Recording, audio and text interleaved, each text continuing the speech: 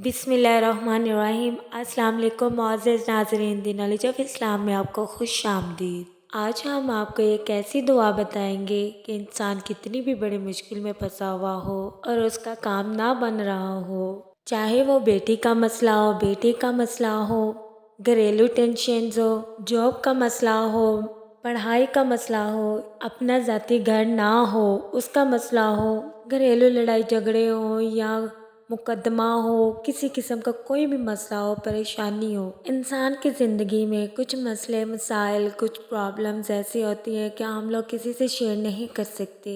ये वो वक्त होता है कि उस टाइम इंसान मेंटली तौर पर बहुत डिस्टर्ब हो चुका होता है।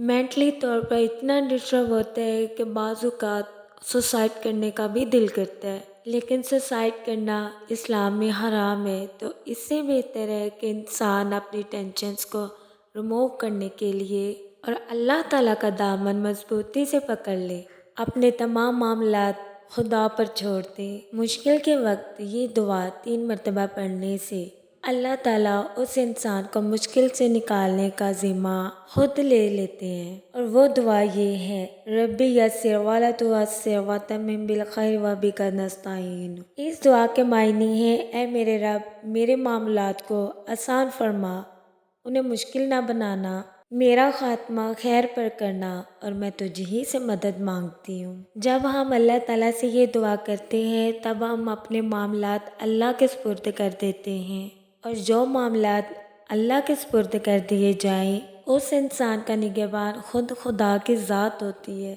हमारा YouTube channel the knowledge of Islam को लाइक करें, शेयर करें, कमेंट्स करें, सब्सक्राइब करें और बेल आइकन को प्रेस करना मत भूलें।